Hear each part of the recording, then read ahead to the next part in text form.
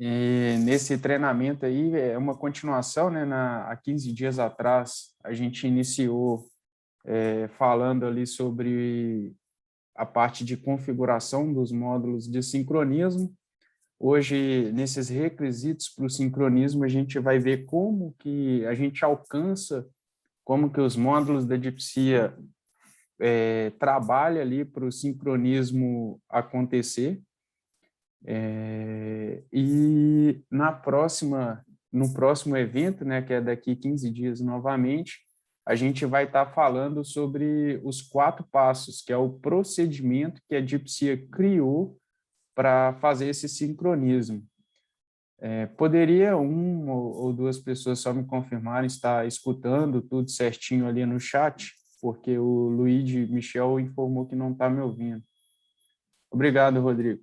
Então, pessoal, Luigi, só verifica se você fez a conexão do áudio para estar escutando aí de forma perfeita. Então, hoje a gente vai falar um pouco sobre esses requisitos. Vou iniciar uma apresentação aqui com vocês, onde esse treinamento ele deve durar aí em torno de entre 1 hora e meia. A gente vai ter uma apresentação aí. Lembrando, a gente teve como pré-requisito o treinamento passado, né, onde a gente falou um pouco sobre a configuração dos módulos e nessa semana a gente vai falar como alcançar, né, esses pré-requisitos ali para fazer esse sincronismo. Só um segundo aqui.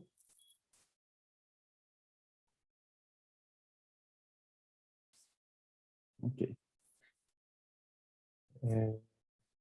Pessoal, então, no treinamento de hoje, né, a gente vai falar aí, a gente vai abordar, né, sobre como que é feito o controle de tensão, como que é feito o controle de frequência, como que é feito o controle do ângulo de fase ali para poder realizar, né, o sincronismo e a parte de comunicação dos produtos.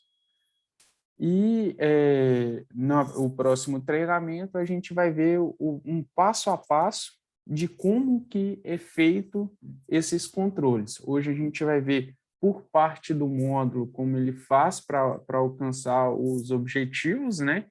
E no próximo treinamento um passo a passo como que a gente deve fazer tanto na configuração quanto nos procedimentos que para alcançar esse controle de tensão, controle de frequência, né, que são os 4 passos para o sincronismo ali da DeepSea.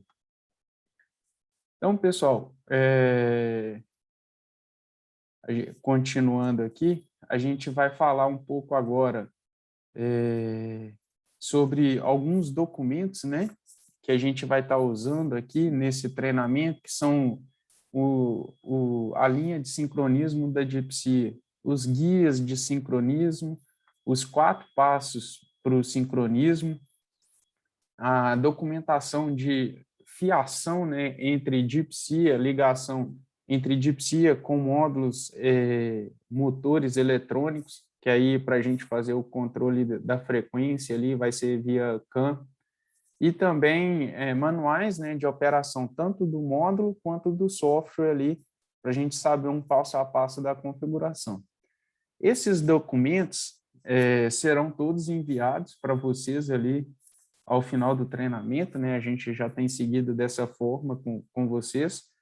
E peço também que, no momento que eu estiver falando ali sobre algum tema, caso vocês tenham alguma dúvida ali, vocês podem estar usando o chat aí para estar expondo as suas dúvidas. Em determinados momentos da apresentação, eu vou dar uma pausa, eu vou responder caso tenha alguma dúvida, né, algum questionamento, caso contrário, a gente vai prosseguir com o treinamento. E se no final também for um volume muito grande de dúvidas e não consiga estar respondendo durante esse treinamento, né, online aqui, no momento que eu estiver enviando o e-mail ali com os documentos e também com o link ali de solicitação do certificado, eu vou estar respondendo as perguntas que ficarem em aberto. Então, seguindo aqui a nossa apresentação, a primeira parte, né, que a gente tem para o módulo, para ele fazer uma sincronização com sucesso, e ele inicia ali através do controle de tensão. A gente está vendo aí duas senoides, onde a gente vai imaginar aí duas fontes distintas.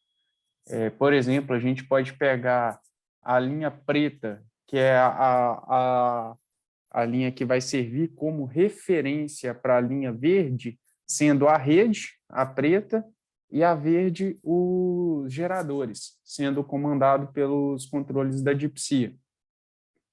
Então, a primeira parte que começa com o controle de tensão é onde ele vai trabalhar, né, a saída analógica vai trabalhar ali em cima do regulador de tensão para que tenha uma amplitude da senoide aí de mesma forma, igual, entendeu? Então, ele vai trabalhar para ter uma altura da forma de onda igual.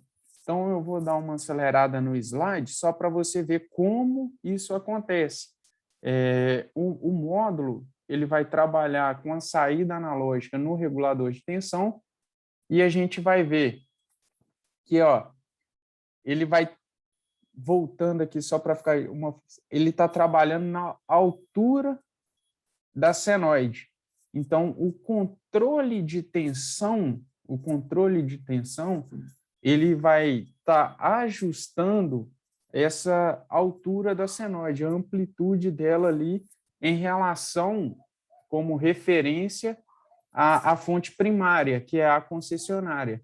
Então, ele vai pegar a rede e vai trabalhar nessa fonte, né? Além de estar ali, a gente está trabalhando com igualar, né, a tensão, a amplitude ali está de mesma forma também. Então, esse é uma parte no controle de tensão. Já para a frequência, o DeepSea ele não trabalha na amplitude, na altura ali da onda, mas sim na largura de como essa onda está. Então, mantendo a linha preta como referência, que é a rede, a gente pode ver aqui que o módulo ele vai trabalhar na largura. Você pode ver que ela vai abrindo ali a sua senoide para até que ele fique de mesma forma, né? de mesma onda do que a referência.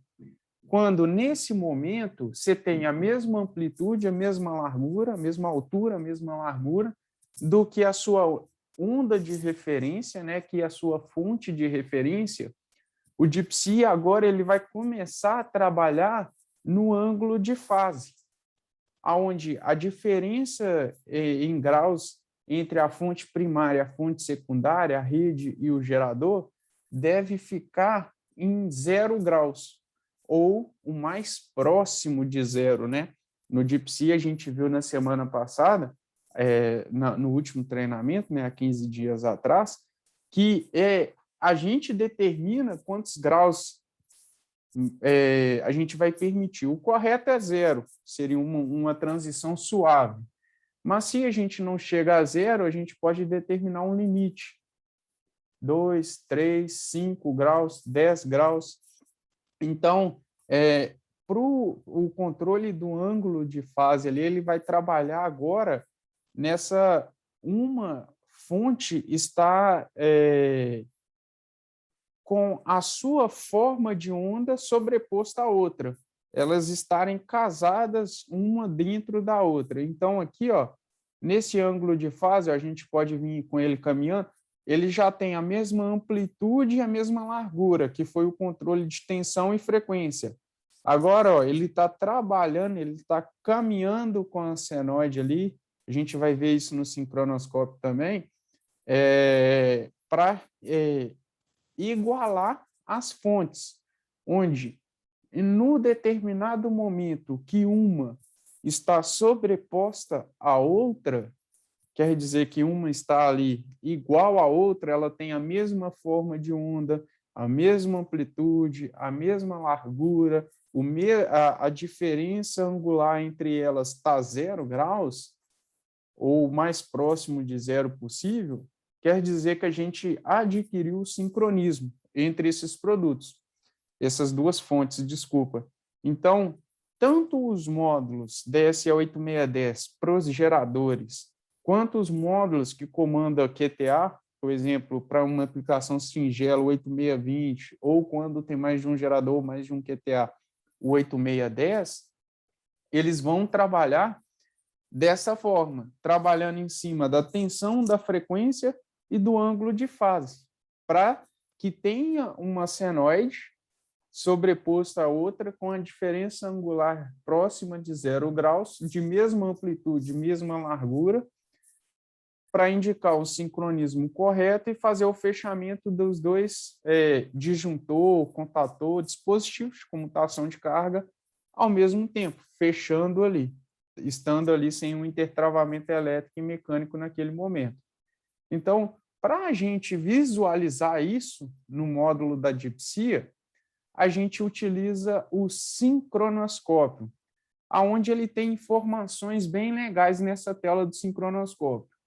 Primeiro, começando do lado esquerdo ali, ó, na segunda linha ali, ó, ele informa a diferença de frequência entre as fontes e ao lado, né, à direita, ele informa a diferença de tensão entre as fontes. Quando ele está com esse Vzinho de confirma, quer dizer que essa diferença está dentro do permitido pela configuração que a gente fez. Então, a gente autorizou, estando com essa diferença de frequência e essa diferença de tensão, que está correto. A bolinha no centro, igual está aqui nesse momento, ela indica que a defasagem angular entre a fonte primária e a secundária está em 0 graus ou próxima de zero, porque a tensão que ele está pegando de referência de uma fonte para a outra, ele indicou que uma senoide está mais próxima de sobreposta à outra com relação à referência que está chegando ao módulo. No próximo treinamento, a gente vai ver que essa referência pode estar diferente da ligação física, da parte física, mas para a referência do produto, ele entendeu que está correto. E abaixo a porcentagem de carga, tanto potência ativa quanto reativa dos produtos. Então, o sincronoscópio, né, ele é usado aí para indicar essa diferença de tensão, frequência, juntamente com a defasagem angular entre geradores e a concessionária, ou entre geradores, né, quando você tem mais de um gerador. E a porcentagem de carga ali que está sendo feita nessa transferência. Então, aqui agora a gente vai ver, ó, o sincronoscópio atuando junto com a senoide, para a gente mostrar. A gente vai considerar já, a gente está pegando aqui, ó, considerando que os ajustes de frequência e tensão está ok, a gente vai estar somente vendo aqui a questão do sincronoscópio, o ângulo de fase. Então, aqui, ó, a frequência, estando com ali a diferença de 0,1 Hz, ela está ok, tá? A gente vê o confirma, e a tensão está com uma diferença de 0 volts, então está ok também. Só que a gente vê que nessa tela, uma senoide e a outra, ela tem uma defasagem angular, uma não está sobreposta à outra, uma está... a concessionária ela vai estar ou adiantada ou atrasada em relação ao gerador ou vice-versa. Então, eles nesse momento, têm uma defasagem angular entre elas. Então, não seria um momento correto para fechar os disjuntores. Se você medir você vai encontrar uma diferença de tensão na mesma fase entre rede e gerador, ou gerador-gerador.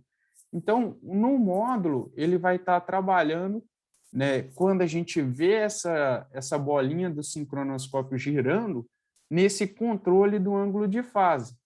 E isso, ó, as duas fontes, ele tem que trabalhar para que elas sejam intimamente, né, combinadas com relação à outra, a de referência com a que está buscando. Então, aqui a gente vê que a bolinha, ó, voltando um pouco, quando ela vai movimentando mais próximo do centro, as senoides ali, elas também estão se movimentando, até que, de forma, quando estiver uma sobreposta à outra, o sincronoscópio vai estar indicando para vocês que o sincronismo ali, né, entre aquelas duas fontes está ok. Então, aqui seria um momento que, se você tem o disjuntor de rede fechado, o módulo 8620 ou 8660 estaria também enviando um sinal para fechar ao mesmo tempo o disjuntor do barramento, o disjuntor de gerador, porque ele entende que a diferença de frequência de 0,1 Hz está ok, a diferença de tensão 0 volts ok, e o seu sincronoscópio, a bolinha está no centro. Então, se você ir lá e medir uma diferença de tensão entre a fase R do gerador com a R da rede, S do gerador com S da rede, você vai estar o mais próximo de 0 volts. Então, você vai estar o mais próximo do seu sincronismo. Às vezes, quando você vê que essa bolinha está girando muito rápido, você vê que tem uma diferença de frequência entre as duas fontes grande. Às vezes as duas estão cravadas em 60 Hz. Você vai ver que essa bolinha vai girar lentamente. Se uma está 60, a outra 59,9, 59, 60,1, você vai ver que ela já vai girando um pouco mais rápido.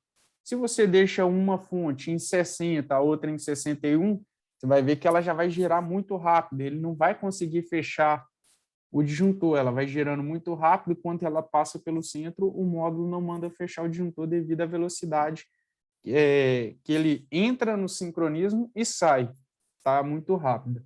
Então, para o módulo, ele vai trabalhar em cima desse controle, tensão, frequência e o ângulo de fase. E para a gente visualizar esse controle, no Dipsia, isso é feito através dessa tela do sincronoscópio, onde a gente vai ter essas informações desses produtos. Então, aqui, ó, como que essa sincronização, ela seria alcançada, né? A gente sabe que ele tem que alcançar essas diferenças. Então, pro Dipsia, ele vai ter a saída do governor e do AVR, a do governor para controlar a velocidade, né, o RPM do motor ali com a frequência.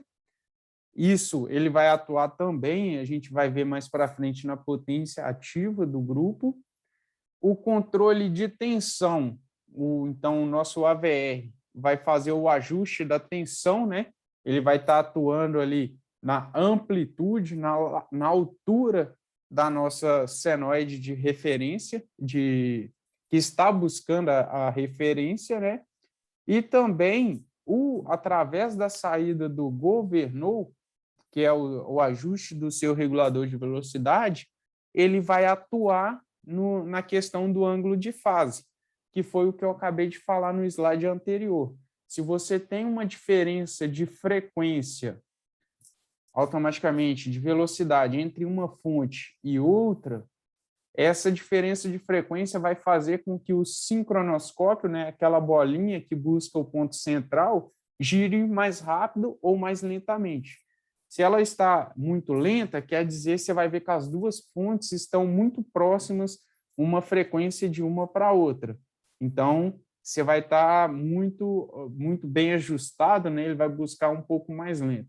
Se você quer isso um pouco mais rápido, você vai deixando uma diferença mais pequena, 0,1, 0,2 no máximo, entre as duas fontes, 0,1 já é o suficiente.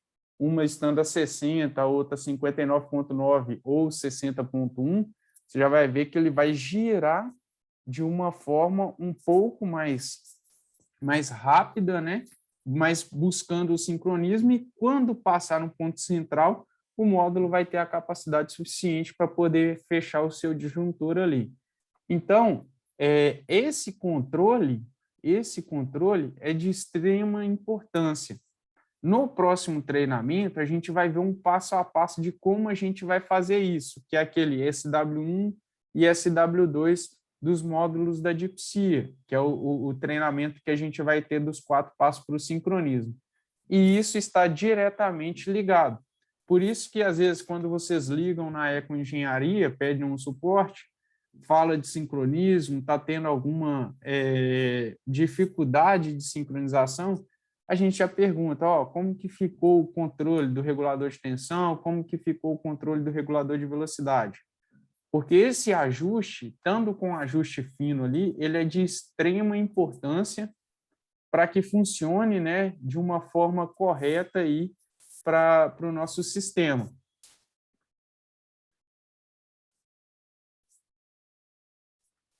Falando um pouco aí dos reguladores, né, que está ligado diretamente a esse controle, a gente vai usar, né, eles têm a entrada, né, o módulo, na verdade, tem a saída de controle, que vai variar ali de 0 a 10 volts, ou mais ou menos 5, para fazer o controle, né, onde eles têm que possuir uma entrada analógica para tensão, DC, né, de 0 a 10, mais ou menos 5, tem outros reguladores no mercado, mais ou menos 9, que é muito utilizado, a gente precisa ajustar. Onde que, tradicionalmente, né, ele vai substituir, já peguei alguns geradores que a pessoa tinha um potenciômetro externo, aonde ele fazia o ajuste da tensão, tinha para fazer uma aferição da tensão da máquina. Então, o módulo, atuando no regulador de tensão, através da saída analógica, ele vai trabalhar dessa forma. Então, ele vai substituir, né, esse potenciômetro. Aqui a gente vai ver, você tem ali o seu governor, ou também pode ser muito bem o seu AVR, aonde ele teria ali o potenciômetro, né, variando a impedância. Alguns têm as duas entradas, por exemplo, aonde do sinal do positivo ali para o negativo, ele teria um valor de impedância X e que iria corresponder a uma saída de tensão, né? Ele ia fazer uma excitação ali do seu alternador, ou também ali para a parte do controle de velocidade. Isso é substituído por uma tensão contínua, DC, que vem do módulo, aonde a gente vai determinar no módulo da DeepSeer, que são os ajustes do SW1 e SW2, qual vai ser essa tensão para o ponto central e qual vai ser essa tensão para o ponto de variação, que é o que a gente chama, né, que vai buscar o mais ou menos 5% da nominal da tensão ou o nominal da frequência. Essa variação seria esses ajustes. Então, aqui agora, só para a gente ter como exemplo, a gente vai pegar aqui uma saída do módulo com um regulador de velocidade da KG. Então, nesse exemplo aqui, nesse slide, a gente vê que o DeepSeer ele tem a saída A e B, onde o B é o sinal positivo, o A é o negativo. No DeepSeer, você vai ter a saída dele ligada à entrada analógica, a saída analógica do DeepSeer, que é a saída do governor, vai estar ligado à entrada analógica do regulador de velocidade. Aqui, por exemplo, a gente pegou um exemplo do KG Series no manual da DeepSeer. A gente tem o valor de SW1, que varia de 0 a 5 volts, de 0 a 5 volts, onde, dependendo do valor que ele ficar, né, a gente vai estar limitando a saída. De 0 a 10, ele é igual a 0 a 5. E o SW2 você vai ter mais ou menos 5 desse ponto central. como, por exemplo, nesse slide, a gente tem o ponto central, que é o SW1, ele ficou em 5, que equivale a 2,5 volts, e o meu SW2 ficou em 4. Então, se você for lá no DeepSeek, você vai ver 5 para o SW1, 4 para o SW2. E isso, o que quer dizer na saída analógica do produto? Você vai ter 2,5 volts no seu ponto central, então você, com a máquina parada ou com a máquina em funcionamento, com o disjuntor aberto, o DeepSeek vai estar sempre saindo entre o sinal A e B uma tensão de 2,5 volts. Para buscar o sincronismo e o momento de fechar o disjuntor, ele vai variar esses 2,5 volts em mais ou menos 2,5 volts. Então, essa saída analógica aqui, ó, tendo como ponto central 2,5, se você precisar abaixar o mínimo de tensão, que seria de velocidade, o menos 5% da nominal, um exemplo, se ele precisar afundar para 57 Hz, ele iria jogar menos 2,5 volts. Menos 2,5 volts menos o que você já tem de 2,5 volts, que é o ponto central, ele iria, a saída aqui para manter a 60 Hz estaria em 2,5 volts, ele iria reduzir ela para 0 volts para tentar buscar os 57 Hz. E caso ele necessário buscar o mais 5%, que seria os 63 Hz, em vez do SW2 estar forçando ele a diminuir menos 2,5 volts, ele iria estar fornecendo a mais 2,5 volts. Então, seria mais 2,5 volts. Então, você já tem um ponto central de 2,5, mais 2,5, ele estaria mudando a saída analógica dele, que está em 2,5 para 5, para buscar o 63. Isso a gente vai ver mais detalhadamente no próximo treinamento, como que é feito essa busca. Mas só para... Vou interromper o slide aqui nesse momento aqui, só para mostrar para vocês o seguinte. Aqui, ó. O que eu estou falando é essa tabelinha aqui, ó. A gente vai ter o ajuste de SW1, que é o seu ponto central, que ele varia de 0 a 5 volts, e aqui, mas no software lá você vai ver de 0 a 10, né? Esse 0 a 10 equivale a 0 a 5 volts na saída analógica. E o SW2, que varia de 0 a 9, ele vai estar variando mais ou menos 0,5 volts a mais ou menos 5 volts da saída analógica. Então, por isso que eu falo, se eu deixo um exemplo, o ponto central em 0 e o SW2 no máximo em 9, eu tenho uma saída analógica com um ponto central em 0 volts e que ela consegue variar mais ou menos 5 volts daquele ponto central. Se eu deixo a minha saída analógica, o SW1, no máximo, que vai estar saindo 5 volts, e deixo o meu SW2 também no máximo, eu vou ter 5 como meu ponto central e vou ter mais ou menos 5 para buscar a variação da menor frequência quanto a maior frequência, que seria entre 57 e 63. Então, ele vai trabalhar de 0 volts, que seria o 5 menos 5, a 10 volts, 5 mais 5. Mas eu tenho outros ajustes, que ele pode também trabalhar com 1 volts no centro, 2,5. Como que eu vou achar isso daqui de forma correta? É o próximo treinamento, que é o procedimento para chegar nesses valores. Aqui a gente está preparando para fazer o procedimento. A gente está, vamos dizer assim, a gente está destrinchando a operação e os manuais para fazer esse procedimento. Então, a saída analógica do DeepSeek, ela é de extrema importância para isso, para fazer esses controles, onde aqui no software, deixa eu abrir o software aqui para vocês, para mostrar no módulo qual que seria essa tela, né, para fazer o ajuste do SW1 e o ajuste do SW2. A gente teria que estar trabalhando online, conectado ao módulo. Esse ajuste você não consegue fazer ele, por exemplo, igual a configuração, você pode fazer de casa e chegar lá no cliente e somente descarregar nele. Você precisa trabalhar online. Então, a gente vai usar aqui ó, a seção escada, vai vir na opção gerador, só aguardar abrir aqui, ó.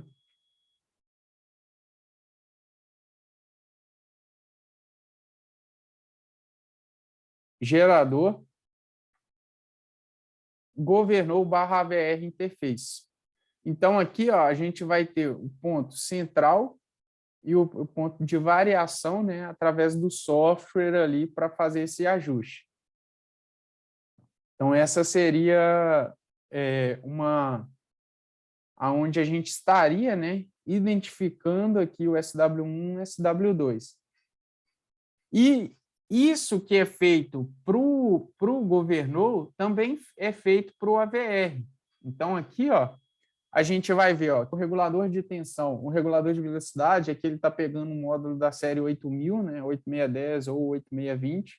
Você tem a saída analógica, o A e o B, tanto para tensão quanto para frequência, ligado nos seus reguladores de tensão e frequência. Quando se é motor eletrônico, não há necessidade de ligar essa saída analógica do governor. Normalmente, via CAN, o DIPSIA ele já vai estar enviando a informação, né, de controle de velocidade. Então, ele já tem todos os endereçamentos CAN.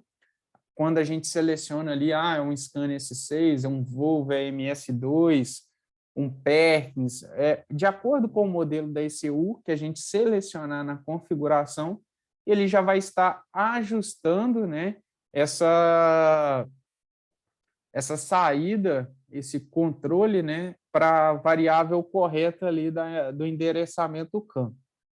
Então, por padrão, o DIPSIA de sincronismo, ele tem que atuar, ele precisa, é necessário atuar no regulador de tensão e também no controle de velocidade, seja ele via CAN ou através de um regulador externo mesmo ali com entrada analógica.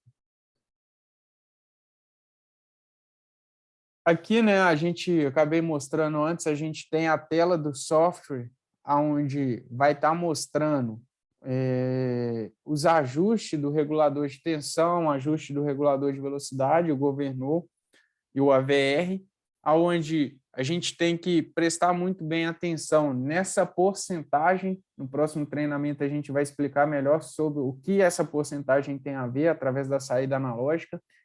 Ela tem que trabalhar dentro de 75% a 85% do valor desejado. Um exemplo, eu quero que aumente a frequência mais 5%.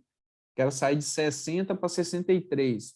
Quando eu chegar em 63, eu tenho que deixar aqui dentro do governor analógico, que seria a saída analógica ali do nosso regulador de velocidade. Ele trabalha com uma porcentagem dentro de 75% a 85%, aonde ainda assim a gente vai ter uma margem de 15%, dependendo de onde ficar, né? A gente considerando o máximo ali 85%, aonde ele teria esse controle ali.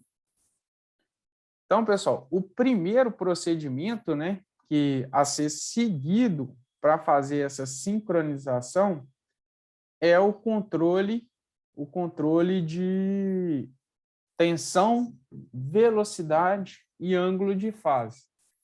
Quando ele faz esse controle dessas três variáveis, ele vai conseguir sincronizar as duas fontes distintas e, através disso, fazer esse sincronismo ali com sucesso.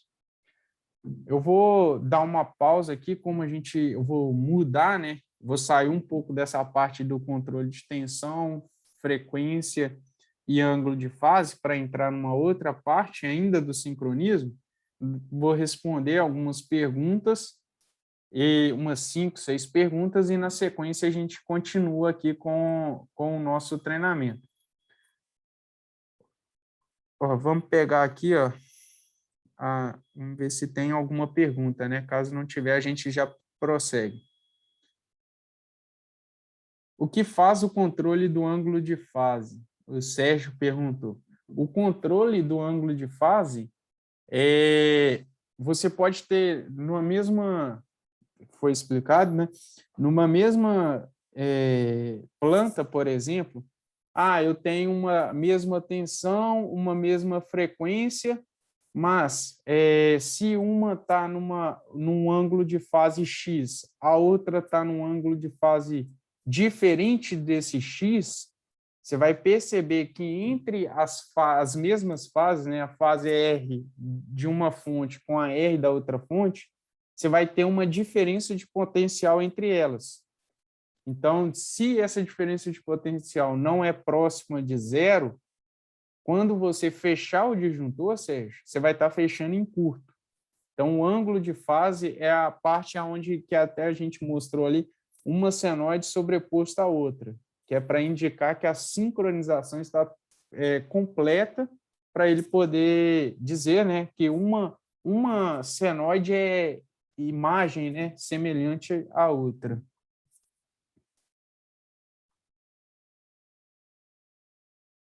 Fernando.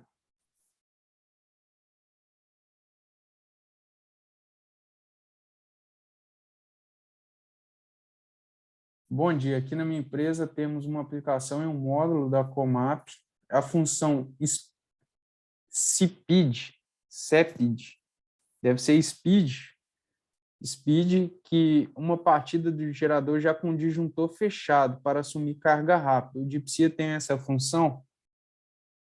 Tem sim, Fernanda. Aí você pode até entrar em contato com o nosso suporte técnico. O Dipsia, ele tem uma função que chama Dead Bus Synchronize, e essa função você pode trabalhar, ele já parte com o disjuntor fechado e depois ele faz a parte da excitação. Mas vai fugir um pouco aqui da explicação. Você pode estar acionando o nosso suporte técnico, a gente vai estar te explicando corretamente como fazer essa função com o Dipsia. José Jorge. No momento de sincronizar, forma-se a figura de Líssajos, vista em minha infância na série Viagem Fundo do Mar. Antigamente fechava-se através de lâmpadas. Antigamente, sim, Jorge, José Jorge, né? Desculpa, a gente via que as pessoas ficavam monitorando através de lâmpadas, né? E quando indicava a sincronização, que seria quando você tem a mesma amplitude, a mesma largura e há uma diferença de ângulo entre as duas referências fosse próxima de zero, as lâmpadas se apagavam, aí sim as pessoas fechavam manualmente o disjuntor. Isso é o que o sincronoscópio faz. Quando aquela bolinha está no centro, seria o momento que as lâmpadas estariam apagadas e você pode estar fazendo o fechamento do disjuntor ali com segurança. Rafael, você perguntou aqui onde consegue a tabela, a gente vai estar enviando, após o treinamento, para os e-mails que foram cadastrados. Então, para todo mundo que está participando do treinamento, eu vou estar enviando esses documentos. Como você define quem vai fazer estes controles numa rede com vários controles? Luiz Wagner de Sá. Luiz, eu vou responder a sua pergunta agora, nos próximos slides. Então, eu vou... a sua é até a última pergunta, né? Eu vou estar respondendo agora para você. Então, pessoal, seguindo aqui, né, no treinamento, no próximo slide aqui, a gente vai ver algumas aplicações agora, onde a gente vai trabalhar e como que é feito isso que o Luiz acabou de perguntar, como que é definido quem vai fechar, como que é feito esse controle. Aqui a gente tem um exemplo prático, né? 4 grupos geradores em paralelo, não tem, nesse exemplo inicial, não tem a parte de rede. Então, aqui ó, a gente tem que seria necessário um sinal de partida remota quando você não tem um módulo do QTA. Aí você vai definir o ID, a gente vai ver mais para frente, as prioridades de cada equipamento. Você pode trabalhar com outras funções, como, por exemplo, demanda de carga, mas como que é feito esse controle, que é a pergunta do Luiz? A gente vai responder agora. Os módulos, a solicitação de partida, ela é feita aleatória, né? Você pode enviar um sinal de partida remota para o módulo 8610, o primeiro e o quarto das extremidades, ou você pode enviar para todos ao mesmo tempo. Se você envia para todos ao mesmo tempo, eles vão iniciar, né, fazer o processo de partida, e quando eles estiverem todos OKs, né, você vai ver que no Dipsia, abaixo do botão da senoide, se você vê aqui, ó, ele tem um botão verde de partida, abaixo tem uma senoide indicando o gerador, ele tem um LED. E esse LED, a gente explicou no treinamento passado, ele só vai acender quando o módulo atingir os valores de tensão e frequência de carga. Quando ele atinge esses valores, ele dá um OK e fala assim, opa, estou disponível, posso fechar o meu disjuntor para o barramento. O barramento estando morto ou não. Se não estiver morto, ele vai ter que iniciar o processo de sincronismo. Então, o que acontece? O sinal de partida você vai enviar para todos ao mesmo tempo. Eu posso definir qual vai fechar primeiro? Sim, você pode definir, mas por padrão isso é aleatório. Aquele que atingir primeiro o valor de tensão e frequência de carga, ele vai receber uma chave virtual, e através dessa chave virtual, ele fala para os outros na comunicação. A gente vai falar daqui a pouco sobre a comunicação, mas nessa comunicação ele já fala para os outros, ó, eu já estou disponível, vou fechar, a chave está comigo. Então, nenhum outro consegue fechar, mesmo estando disponível a partir desse momento, ele não consegue fechar o disjuntor dele, ele não vai ter essa autonomia. Através da comunicação, eles vão estar dizendo isso para ele.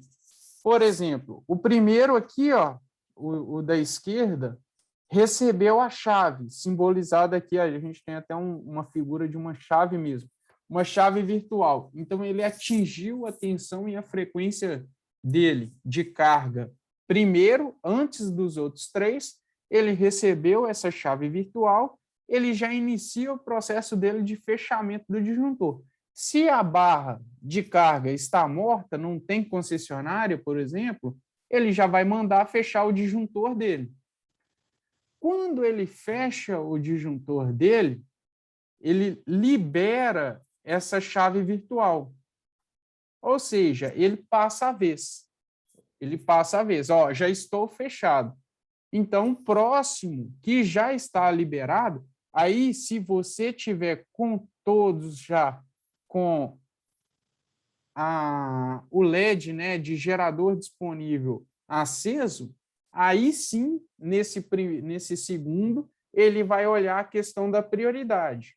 Aí ele passa a chave para aquele que tem a menor prioridade, né, que seria a mais forte, seguindo o exemplo 1, 2, 3, 4, a 1 é prioritário em cima da 2, da 3, então o número de prioridade maior ele fecha primeiro. Então, por exemplo, o da esquerda aqui, o primeiro fechou, ele ficou disponível primeiro, então ele recebeu essa chave virtual, fechou. Após ele fechar, ele passa essa chave virtual para o de segunda prioridade, o de prioridade mais forte, né, que seria a menor, que está já disponível no barramento. Se os três está disponível, vamos considerar que o segundo aqui, ó, ele tem a prioridade 2.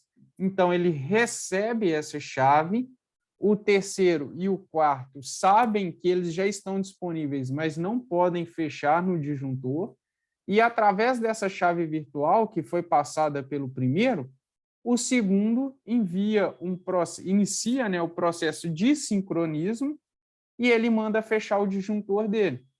quando estiver sincronizado. Aí ele vai olhar aquilo que a gente já passou. Ele vai fazer o controle de tensão, frequência, ângulo de fase e vai fechar o disjuntor.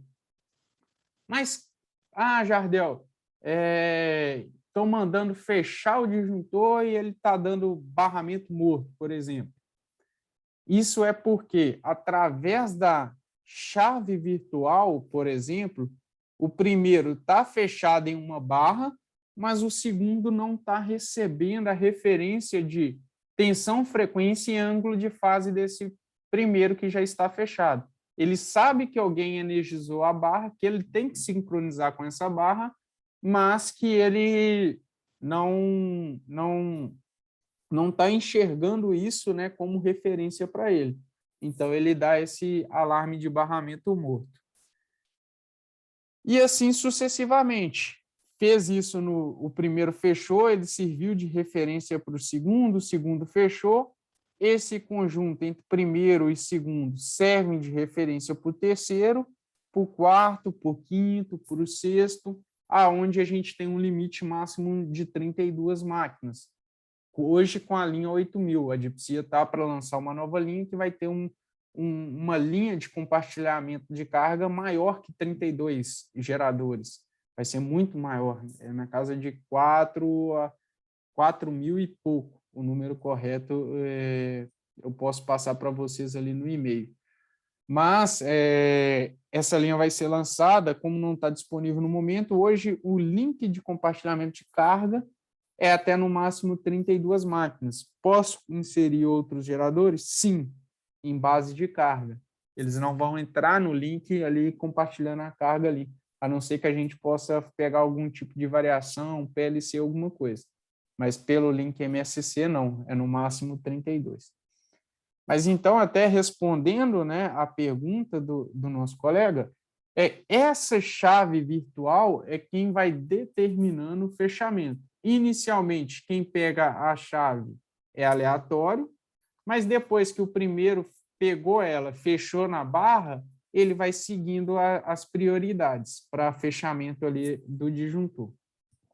Se eu quero sempre que um módulo X feche primeiro, eu posso até deixar ele com a menor prioridade, mas também eu tenho que fazer com que ele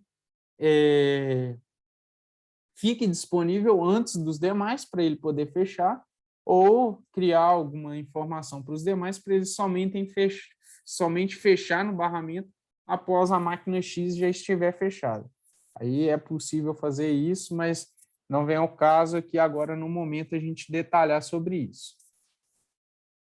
Então, assim, após, né, o fechamento aqui das duas máquinas na barra, inicia um processo dentro do Dipsia, que é o compartilhamento de carga, né, de potência ativa e reativa, né, o quilowatts, kVAR, agora quando já está em paralelo, um gerador com outro gerador ou o gerador com uma outra fonte. Então, o Dipsia vai ter que começar, né, a controlar a potência ativa e reativa, onde a ativa a gente estaria sendo uma potência usada para as cargas resistivas, né? E a reativa ali para as cargas capacitivas e indutivas. Como que é feito esse controle? Como que o Dipsia trabalha para manter essa potência ativa em compartilhamento entre as máquinas? A gente tem que trabalhar para ter o mínimo de reativa entre elas, para uma não estar motorizando a outra, né? Deixando de ser um gerador e virando uma carga. Como que o Dipsia faz isso? Então, é isso que a gente vai ver a partir de agora. O Dipsia, para ele fazer esse controle da potência ativa ali, né, do quilowatts, ele usa a saída analógica do governor. Então, através da saída analógica, que lá no início foi ajustada também para a tensão, ele vai estar aumentando, né, vai controlar, né, o seu regulador de velocidade para ele aumentar ou diminuir o combustível, né, na saída para o motor ali, para ele ter um nível, né, aceitável no fornecimento da potência ativa do motor. ele vai manter, às vezes você vai ver ali que a frequência manteve, mas ele foi necessário fornecer um nível de combustível maior para poder manter, né, a velocidade igual, mas a produção, né, da potência ali aumentar. Então, isso é feito através da saída analógica do regulador de velocidade. Então, isso a gente vê que esse controle, então, assim, do SW1 e SW2, não é um simples controle. Então, a gente não pode deixar ele de qualquer jeito. Às vezes as pessoas pegam, tem um valor padrão para um regulador X, já vai chegando e colocando. Então, de uma máquina para outra, por mais que seja de mesma potência, mesmo alternador, você vai ter uma resposta diferente. Então, o ideal é sempre fazer o procedimento que está por vir, que é o próximo treinamento, os 4 passos. Não é a ecoengenharia sendo chata quando a gente liga lá no suporte, o Jardel, o Rafael, o Bruno, o José Arthur está sempre falando daqueles 4 passos. Eu ligar para lá, eles estão falando disso. Não, não é sendo chato. A gente está vendo aqui, e vai ver aqui agora também para a questão da carga reativa, que é a mesma coisa, só que em vez de ela usar a saída do regulador de velocidade para a carga reativa, ele usa a saída do regulador de tensão. Tanto que no DeepSea, a gente até comenta com os clientes, está também no manual da DeepSea, que quando se tem o DeepSea controlando um regulador de tensão, não há necessidade ali do TC do Drup, né, para o controle de reativo, porque através da saída analógica do DeepSea, ele já vai trabalhar em cima desse controle também. Então, você vai ter ali a saída do AVR, a saída analógica para fornecer, né, um sinal para ele aumentar ou diminuir, né, a excitação do seu alternador, para ele aumentar ou diminuir esse fornecimento ali de potência reativa ao gerador, para ele fazer esse controle. Tanto quando ele está sozinho, fornecendo potência para a carga, quanto também está em paralelo, seja em paralelo entre máquinas ou um paralelo entre gerador concessionária. Você pode trabalhar com um paralelo contínuo também. Então, essa saída de controle do AVR e do governor vai estar sempre trabalhando, tanto para o controle de tensão e frequência, também, mas para o controle de potência ativa e reativa. Tudo através dessa saída de controle analógico. Daí a extrema importância, né, dessas saídas.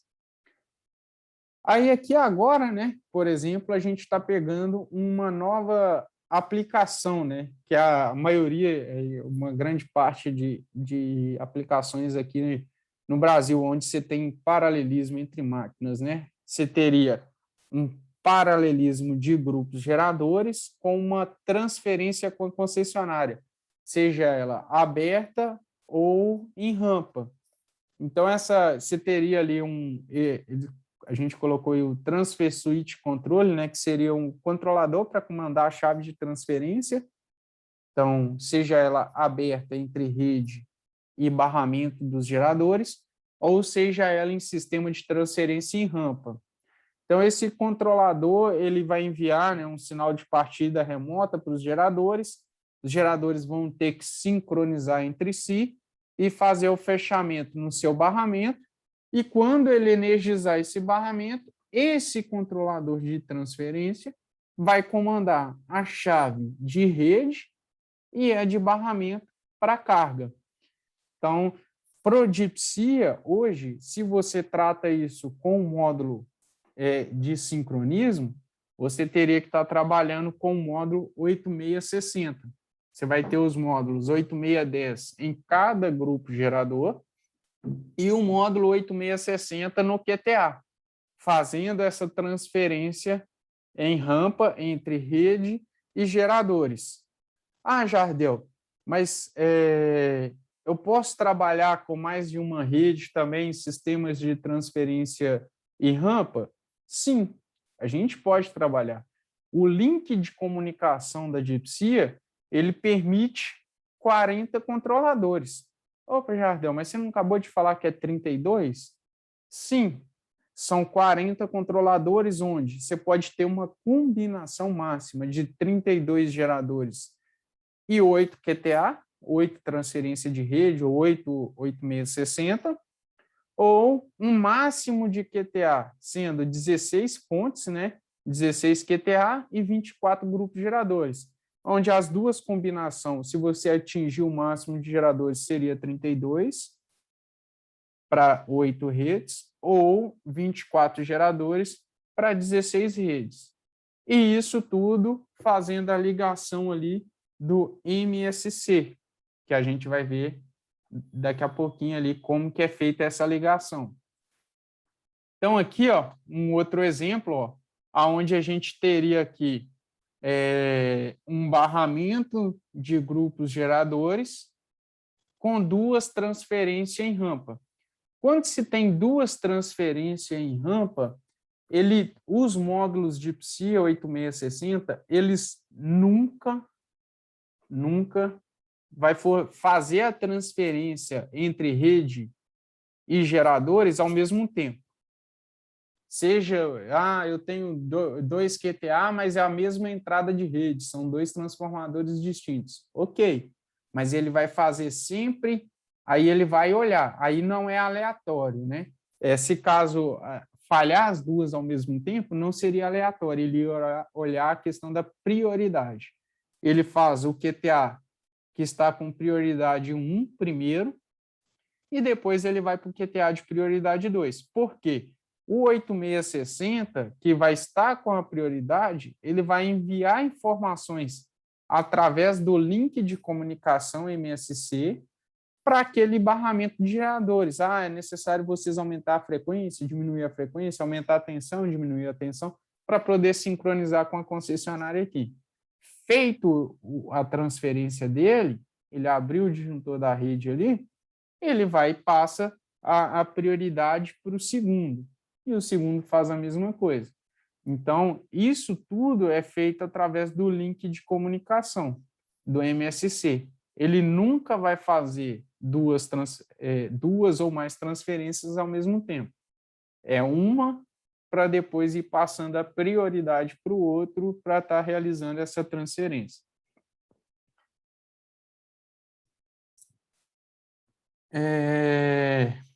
Link MSC. O link MSC, né, que é o link de comunicação entre os módulos ali, é onde a gente vai determinar, né, o conjunto que vai estar fazendo o fechamento ali, que é a chave virtual, né, que a gente comentou, e também a segurança contra a detecção de falha de barramento, que seria até um exemplo que eu dei, o alarme de barramento morto. Se no link MSC tem a informação que 18610 está fechado e o outro não está enxergando essa tensão e essa frequência para poder fazer a sincronização, ele sabe ali que está quebrado eles chamam de fusível quebrado, né? Mas ele rompeu essa comunicação ali, ele não está enxergando. Para onde que está indo essa tensão, essa frequência do gerador 1 se eu não estou enxergando para me sincronizar com ele? Ou eu estou sem feedback ou rompeu o cabo, alguma coisa no meio do caminho aí. Então, através desse link MSC, ele vai conseguir pegar tudo isso e fazer também, né? É onde a gente, para estar fazendo ajustando as saídas do Governor e do AVR, as saídas analógicas, o compartilhamento de carga entre um grupo com outro grupo, um grupo com concessionária. Então, ele vai estar trafegando os dados nesse link MSC para fazer esse compartilhamento de carga também. Então, esse link, uma parcela, né, desse link, vai estar usando para esse compartilhamento de carga, onde, por exemplo, você tem na barra lá 64% de carga. Ele vai determinar que cada se você tem 2 geradores fechados no barramento e de mesma potência, que cada um esteja com 32% da carga total, que é o 64, por exemplo. Então, e a DeepSea, né, a DeepSea informa que a precisão para esse controle, a precisão desse controle de porcentagem de carga entre máquinas é de mais ou menos 1%. Então, assim, é bem ajustável, entendeu? Se um está com 32, o outro vai estar 33, ou um está com 33, o outro está com 31, mantendo ali um exemplo do 54, está com 50%, um está com 25, outro com 25, não, um está com 26, outro com 24. Então, é uma precisão muito assertiva, né? 1% ali de diferença de uma para outra é uma precisão aí que a gente pode considerar igual ali entre uma máquina e outra ali, esse compartilhamento de carga. No MSC Link também é onde a gente define, né, a partida e parada das máquinas com demanda de carga, que é uma função bem legal, a gente explicou no último treinamento, onde você pode ter geradores de mesma potência, como a gente acabou de dar um exemplo aqui agora, mas com potências diferentes, aonde se você tem potências diferentes, ele vai olhar a porcentagem de carga entre as máquinas. Não quer dizer que se o seu barramento, por exemplo, vamos dar números aqui, você tem um barramento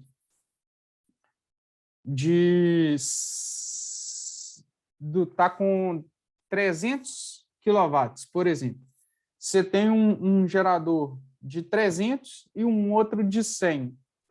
Não quer dizer que se o de 100 estiver fornecendo 50% e o de 300 está fornecendo 50%, eles não vão fornecer os 50%, o de 300 está fornecendo 150, o de 50 o de 100 está fornecendo 50. Não, eles vão pegar a carga total e vai pegar a porcentagem da máquina, vai pegar a nominal da máquina e vai dividir de acordo com a porcentagem da nominal. Às vezes, o de 300 vai estar fornecendo 40% dele, da nominal dele, e o de 100 também vai estar fornecendo 40% da nominal dele. Então, um está fornecendo 160 kW, o outro está fornecendo 40 kW. Só que, para o link, eles estão mantendo uma porcentagem de 40%. Então, obrigatoriamente, quando se trata de paralelismo e compartilhamento de carga entre máquinas, obrigatoriamente você não tem que ter máquinas de mesma potência. Você pode trabalhar com potências distintas. Aí você só ajusta a configuração conforme as nominais dos equipamentos. E nisso também, né, no MSC, a gente pode trabalhar ali com a questão de prioridade, que é o que a gente vem falando, tanto para o QTA quanto para o fechamento de grupos geradores no barramento, e equilíbrio de horas de motor. Aí a gente está falando de uma função aí na demanda de carga, onde você pode partir para máquinas de acordo com o valor, né, de carga no barramento e você fazer um rodízio entre os seus grupos geradores ali para manter um equilíbrio aí das horas aí, não ter uma discrepância. Está sendo só por prioridade, o gerador 1 está com 1.000 horas rodadas, o gerador 2 está com 200 horas rodadas. Não. Não, os dois aqui estão um está com 600 horas rodadas, o outro está com 550 horas rodadas, ou até mais ajustado, depende da diferença, né, de horas que você quiser manter entre eles. Então, isso tudo, esse controle todo é feito através desse link de comunicação, que é através uma conversa, né, dos módulos da linha 8000, que seria o 8610 e 8660.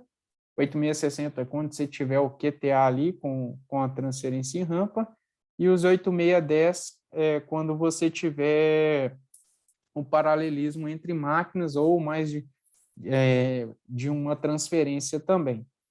Então, você vai ter ali, ó, e nesse barramento, né, de comunicação, a linha 8680, né, que é o Bus Tie Control, é um controlador para comando de uma chave tie, onde o fechamento, né, dessa chave tie pode unir barras. Você tem uma parte da empresa com 3 geradores, uma outra parte da empresa sendo atendida com 3 geradores. Só que em determinado momento, se 3 geradores que está do lado, vamos chamar lado A e lado B, do lado A não suportar carga total, eu posso fazer um fechamento que vai unir o barramento que era separado, né, 3 de cada lado, para virar 6 num único barramento e conseguir fornecer a potência necessária para a carga total. Aí você tem esse controlador TIE aí no meio do caminho, e quem comanda ele seria o módulo 8680.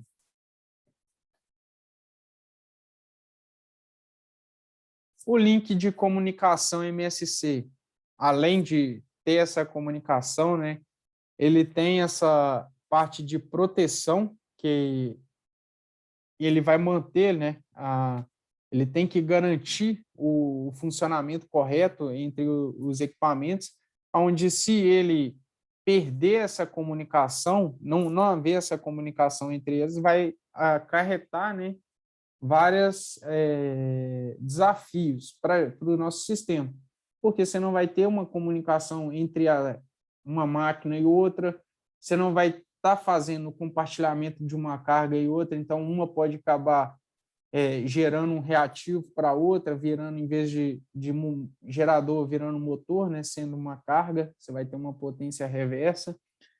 E causas, né, principais causas aí a gente vê que as pessoas até não dão a devida importância para uma fiação adequada. A Dipsia pede sempre para trabalhar aí com cabo Belden 9841, que é um cabo blindado, né, com par trançado ali, né, que eles chamam, com impedância de 120 ohms, indicado para comunicação CAN, não é um cabo de áudio. A gente vê muitas pessoas, vou usar um cabo de áudio. Pode, Jardel? Não, é diferente. É um cabo de comunicação. Esse cabo, ele reduz, né? Ele não vai receber, devido a essa malha que ele tem, né? Essa proteção, né? Por ser blindado, interferência eletromagnética entre os equipamentos e na comunicação ali. Você tem uma distância máxima de 250 metros, caso necessário ter uma distância superior a isso. A gente vai ver mais para frente aí que a gente tem equipamentos que podem estar estendendo, né, uma expansão dessa linha de comunicação. E nas extremidades, né, entre o primeiro e o último, é necessário sempre estar usando ali um resistor de 120 ohms para limitar as extremidades ali. Então, o cabo, né, nessa parte da fiação, né, da parte física mesmo, o cabo é de extrema importância e ter esse resistor na extremidade é também de extrema importância. Para exemplificar, né, um pouco dessa questão da parte do resistor, aqui a gente tem um exemplo, ó, onde seria uma comunicação de 5 módulos no link MSC, fazendo uma ligação ali desse MSC, onde você tem um resistor no primeiro módulo do link, de 120 ohms, um resistor no último módulo do link, e os das extremidades não há necessidade. Então, se o seu link vai ter 20 módulos, você vai colocar um resistor no primeiro e um no último.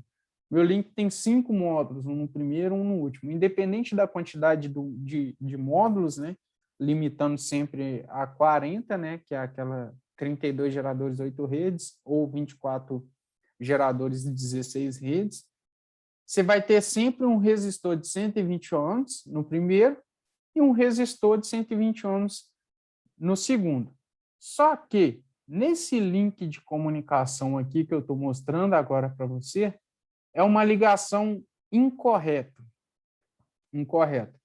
Ela é uma ligação errada. A ligação do link MSC, ele é como se fosse uma 485.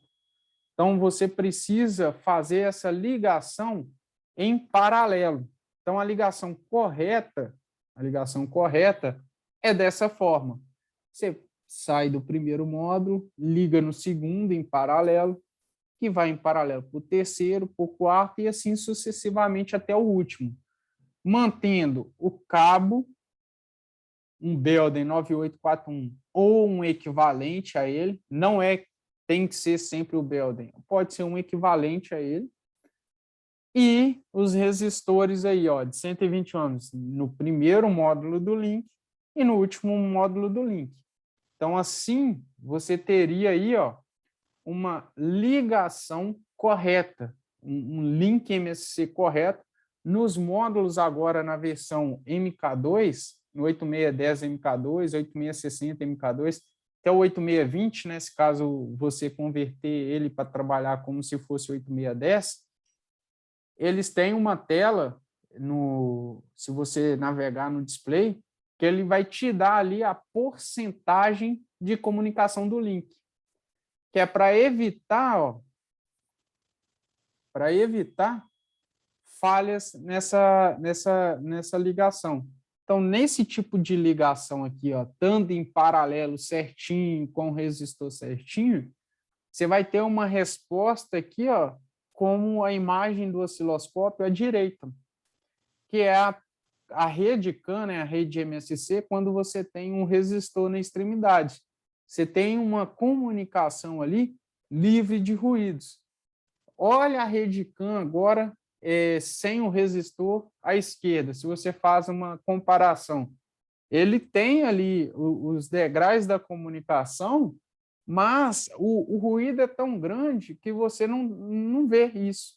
Então, você só tem ruídos. Você vai o modo vai interpretar isso para ele somente como ruídos. Aí, quando você vai lá na linha de comunicação, a porcentagem que você teria ali nos resistores ali de 120 ohms em paralelo, né, com tudo desligado, você vai medir ali, vai ter os 60 ohms, você vai estar lendo uma impedância incorreta, não vai estar em torno de 60, ou vai ter resistor a mais, ou vai ter resistor a menos, você vai perder essa comunicação e não vai ter um controle correto.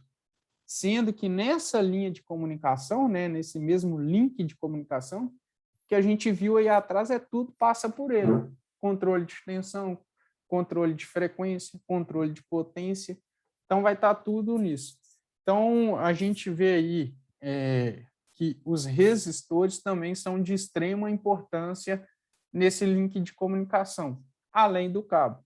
Para ser sincero, eu já conversando no suporte, já tive pessoas que passaram um cabo de 2,5 para fazer a comunicação MSC sem resistor. Ah, Jardel, tá um do lado do outro aqui no painel, passei e está funcionando. Não, beleza, está funcionando agora. Daqui a um tempo, quem vai garantir? Na hora que tiver uma interferência eletromagnética, quem que vai proteger a sua rede CAN? O cabo não vai estar livrando a sua rede CAN disso. Ele vai estar sempre ligado ali. Então, isso é bom estar filtrando, né? Trabalhar ali. Não quer dizer, o Jardel falou do cabo Belden 9841. Não estou dizendo que é somente esse cabo. A gente pode trabalhar com um cabo equivalente a ele, com impedância de 120 ohms ali também, um cabo de comunicação para a rede CAN, para a rede, é o mesmo cabo aí indicado também para 485, então, e também a rede CAN de comunicação do módulo com o motor eletrônico. Seria esse mesmo sentido. Vou dar uma pausa aqui agora, pessoal. Vamos ver ali no chat se tem alguma pergunta, algum questionamento, e caso não tiver, a gente vai manter o prosseguimento aqui.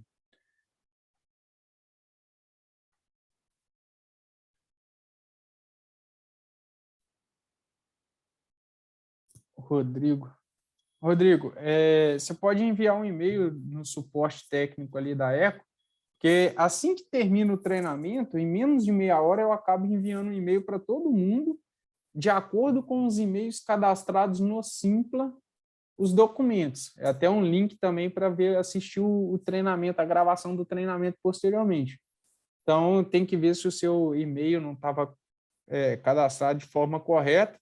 Então, é bom, você pode mandar um e-mail ali para a gente solicitando esses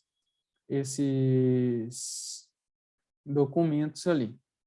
Ó, o Adenor perguntou aqui, ó, o Dipsia faz rampa com um grupo gerador de potência diferente, ou seja, 500 kVA com um de 230. Sim, ele faz esse sincronismo, sim, sem nenhum problema. Você vai ter o compartilhamento de carga entre eles.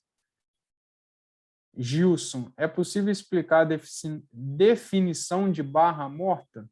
Tá, vamos lá. Eu não vou explicar muito a fundo, que a gente vai fugir muito e a gente teria que usar um tempo maior aqui, ô Gilson, mas assim, ó, a barra morta, o módulo ele tem um alarme, o 8610, 8660, ele tem um alarme de barra morta. O exemplo, out of sync, falha de sincronismo por barra morta. Se você pegar aqui, ó, deixa eu pegar o diagrama aqui do 8610, só um segundo, deixa eu colocar aqui na tela para vocês. Eu deixei aqui. Se a gente pegar aqui, ó, o diagrama do módulo 8610, você vai ver aqui, ó, que ele pega a referência de tensão do gerador e a referência de tensão do barramento. E aqui embaixo a gente vai ter o link MSC e a saída para os governos.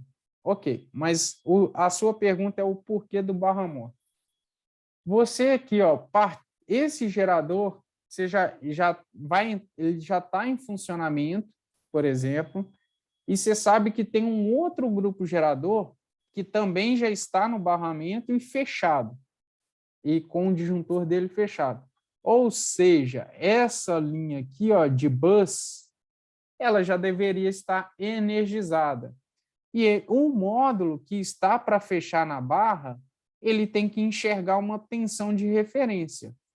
Se ele não enxerga essa tensão de referência, ele dá esse alarme de barra morta. Por quê? Ele sabe, através da comunicação, que tem alguém fechado no link, mas ele não está recebendo tensão e frequência e dados, né, desse módulo que está fechado. Então, por isso, né, ele dá esse alarme de barra morta. Por experiência no suporte técnico, só para você ter como um exemplo, eu já peguei esse alarme de barra morta por um simples disjuntor de referência de tensão fechado, aberto, desculpa. A Stemac coloca no painel dela um disjuntorzinho trifásico, que é a referência de barramento para os geradores, para os controladores. Aí o disjuntorzinho estava aberto, o módulo não estava enxergando a referência da barra, e quando o cliente estava mandando sincronizar, sempre dando barra morta, aí quando a gente pediu para ele medir nos bornes aqui, se ele media lá no disjuntor de carga, ele estava enxergando tensão. Mas quando ele foi medir nos bornes, não estava. Então, para o módulo, ele não enxergava. No display, a tensão de barramento dele estava sempre zerada. Aí, quando a gente foi ver, ele tinha um disjuntor de referência de tensão. Então, o barramento morto é isso, é quando ele já sabe que tem um equipamento fechado, ele tem que ter essa referência, né, desse equipamento para ele poder sincronizar. Se ele não recebe essa referência, ele vai dar o alarme aí de barramento morto. Certo? Agora aí a próxima pergunta do Thiago. O cabo de comunicação entre geradores entre MSC do 8660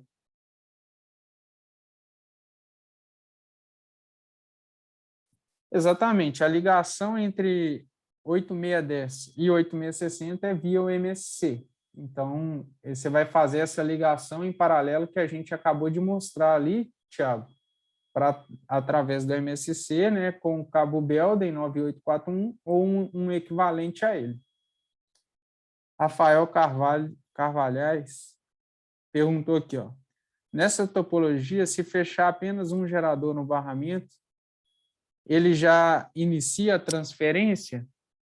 Eu não sei qual foi a topologia ali, Rafael, porque por conta do... Estou vendo agora a mensagem, mas nos módulos, quando você tem mais de um grupo de gerador no barramento e você tem um módulo no QTA, 8660, na configuração do 8660, você tem uma função que você determina que ele só faça a transferência quando tiver um número X de geradores fechados na barra. Por exemplo, se tiver como no mínimo 1, então assim que o primeiro fechar na barra, ele inicia a transferência em rampa.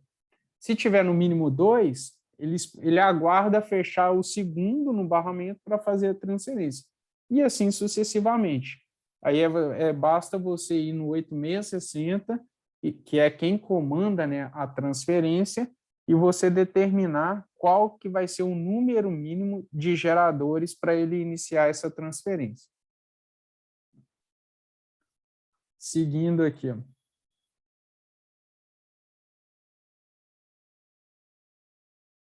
Ó, o Rafael Oliveira pergunta aqui, ó. Então, é verdade para conectar os cabos MSC tem que desligar o módulo porque pode queimar a porta ou a entrada? Assim, é uma proteção que a pessoa prefere fazer a ligação com eles todos desligados. Eu até aconselho, porque você vai ver no próximo treinamento, Rafael, até indico você a participar, que quando você for ligar os cabos MSC, você vai ter que desligar os módulos para poder medir a impedância ali na porta MSC, para garantir que os resistores das extremidades estão corretos. Então, é necessário que esteja desligado? Não, porque ali você só vai estar inserindo uma impedância naquela entrada. Agora, se você estiver jogando um sinal de tensão ali, aí sim você vai queimar. No seu cabo, se ele estiver fechado em curto, alguma coisa com um sinal de tensão, ele vai queimar. Mas é um indicado em já ligar o cabo MSC desligado, porque você vai ter que medir na sequência ali. Ah, mas é uma regra? Não. Já tive pessoas que fez a ligação, né, com ele energizado. Vamos, por exemplo, seu cliente já tem 2 geradores em funcionamento e um QTA com 8660. Você está inserindo um novo gerador. Enquanto os geradores estão parados, o 8660 vai estar com a rede fechada. Você pode ir lá, inserir um novo gerador, você vai ter que fazer a ligação em paralelo, tirar o resistor que está no gerador 2, passar por 3 e você vai desligar tudo, vai deixar o cliente sem energia? Não, você pode trabalhar com isso, com ele ligado, mas tomando os devidos cuidados, porque se você, estou conectando o cabo ali, mas você deixa o cabo embaixo solto e por um descuido, ele encosta no barramento de tensão de carga, você vai queimar a porta MSC dos seus modos. Então, é mais por questão de proteção ali, você trabalhar com o sistema desligado, mas não é um pré-requisito. Evandro aqui, ó.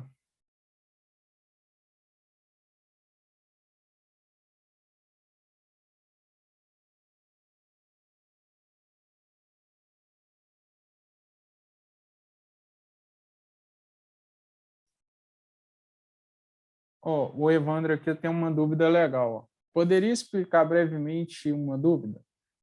Tem um cliente que ocorreu um caso de ter 28660 e parece que ele tem mais de 8610 também, porque ele corrige embaixo, com potências, um de 500 kVA e o outro de 700 kVA. E um backup do outro, e o controle de demanda com controle de demanda. Houve um questionário dos QTAs a haver uma demora de fechamento do QTA com 8660. Conseguimos diminuir esse tempo para zero? Ó, depois que o gerador fechou, você vai ter ali o tempo de transferência de cada QTA. Você pode reduzir eles para o mínimo, mas obrigatoriamente você faz primeiro um para depois ele passar a prioridade para o outro, que é a questão da chave virtual. E essa questão da chave virtual, esse tempo de um passando para o outro, você não consegue especificar, mas ele é bem rápido, é questão de segundos também.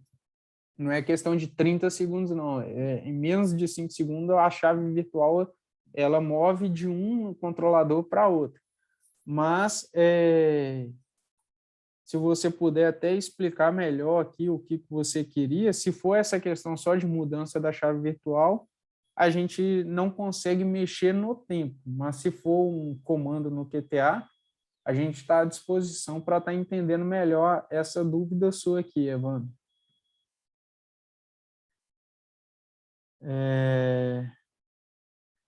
O Sérgio Ricardo pergunta aqui, é necessário aterrar a malha em todas as extremidades?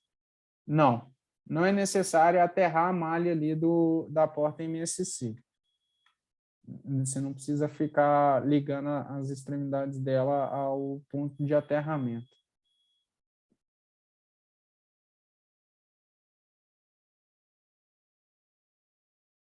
Bom dia, tem uma dúvida. Tem uma instalação com dois... João Veloso, tem uma instalação com 2 transformadores em paralelo e para colocar os geradores em sincronismo, só precisa de uma 8660, mestre? Não, se você tem 2 entradas de rede, são 2 8660. Um único módulo 8660 não comanda 2 entradas de rede. Vou responder mais 2 perguntas, pessoal, e depois a gente volta para os slides ali. Depois a gente responde as demais, que eu estou vendo que eu estou respondendo uma, está chegando 5. Então, não dá para continuar assim, até porque o nosso tempo está extrapolando agora ali, 11h30. O Luiz Wagner pergunta o seguinte: no sincronismo, depois que ele passa para o segundo controlador, você diz que ele vai fazer o mesmo procedimento paralelar, ou seja, ele também vai variar a tensão e frequência, mesmo já limitando um outro barramento para poder sincronizar para fechar o disjuntor? Não. Quando o primeiro fecha no barramento, ele vira referência para o segundo que tem a fechar. Então, quem vai variar a tensão e frequência para buscar o sincronismo é aquele que está tentando fechar. Aquele que já está na barra, ele vai manter a tensão e frequência que já está ali. Ele não fica variando a barra dele para buscar sincronismo. Ele vira referência para os demais que vão buscar o sincronismo. Então, é quem está fechando que busca o sincronismo. Quem já está fechado, ele vai manter a barra ali na nominal dela.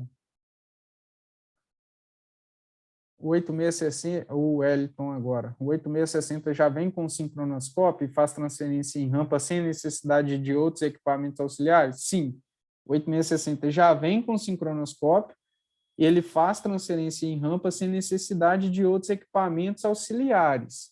Só que tem um pré-requisito. O 8660, ele somente faz a transferência em rampa se tiver pelo menos um gerador no link com o módulo 8610.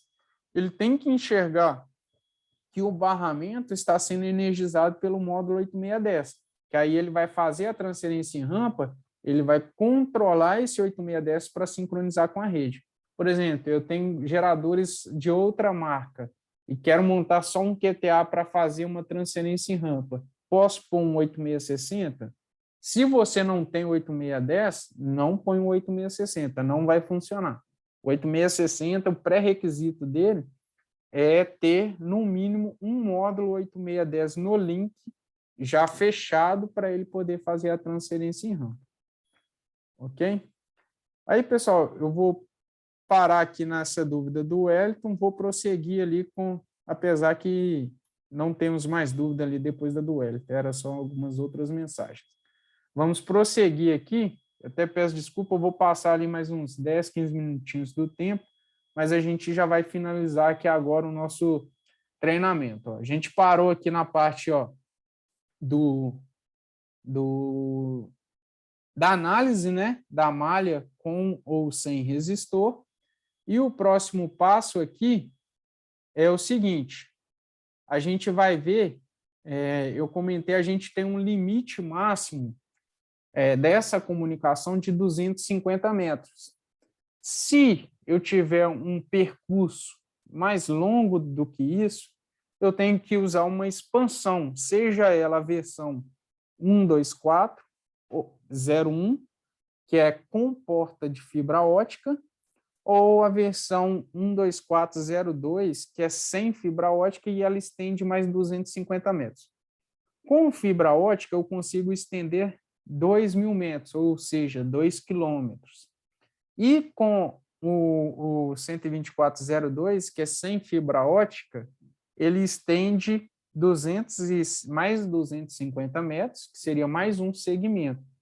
Então, só para a gente ter um exemplo aqui, ó, a gente tem aqui 2 segmentos no primeiro aqui, onde você tem um primeiro módulo, um 124 no meio e um outro segundo módulo. A cada segmento aqui de 250 metros, onde essas bolinhas vermelhas representam um resistor de 120 ohms de terminação.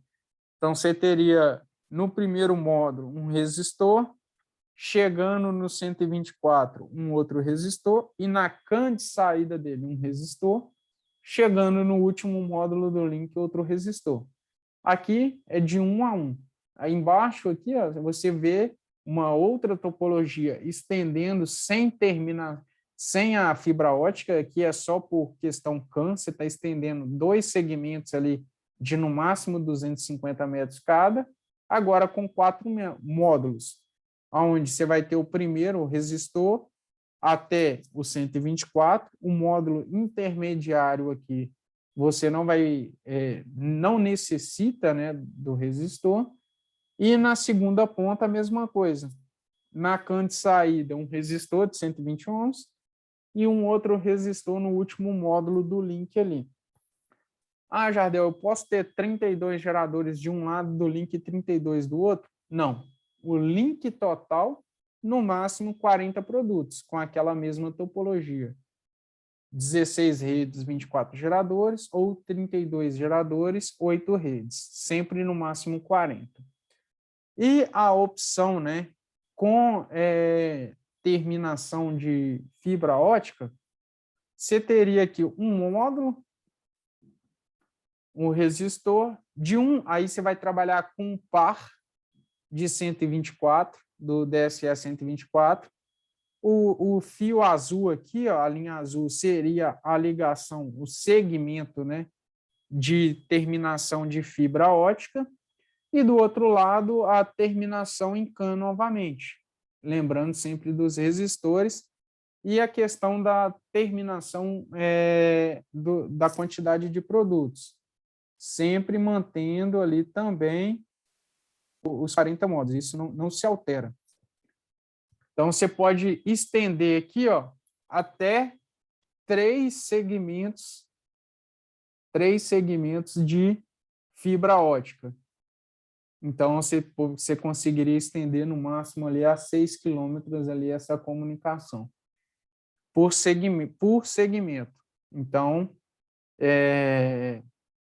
você pode tanto trabalhar com ou sem fibra ótica na rede CAN ali. Esse extensor de fibra ótica, que é o DSE 124, ele somente funciona para comunicação CAN entre os módulos de PSIA e entre o de PSIA com o motor eletrônico. Ah, Jardel, funciona para CAN da 485? Não, ele não funciona para 485.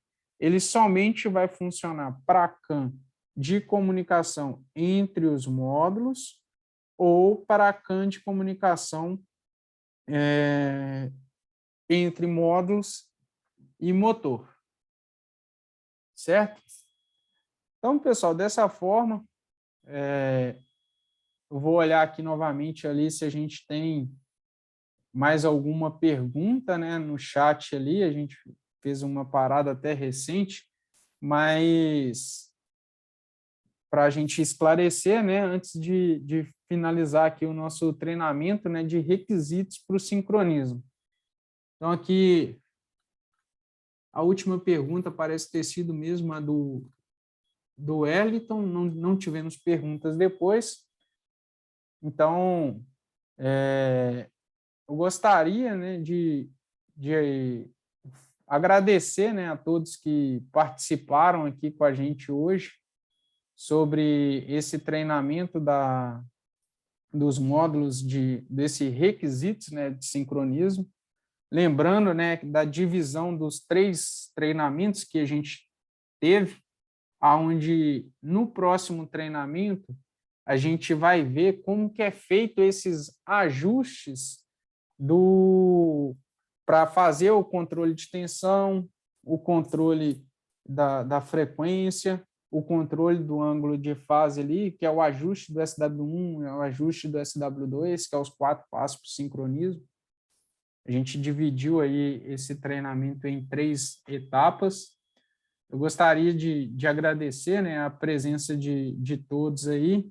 Gostaria também de contar com a presença no próximo treinamento, que vai ser aí dos 4 passos para o sincronismo, essa continuação, né, da parte do sincronismo. E que caso tenha dúvidas, teve um questionamento aí que ficou em aberto, só a questão ali não entendi muito bem como foi descrito pelo nosso amigo ali, o Evandro. Caso a resposta que eu dei ali, Evandro, no momento ali, não tenha sido ali o que realmente você perguntou, a gente está à disposição aí, o nosso departamento de suporte técnico, para estar entendendo melhor aí as suas dúvidas, né, as suas perguntas, para estar ajudando de uma melhor forma, não só o Evandro, mas todos que estão participando aqui, já nos conhecem aí, a gente está sempre à disposição para estar entendendo e esclarecendo de uma melhor forma para todos aí.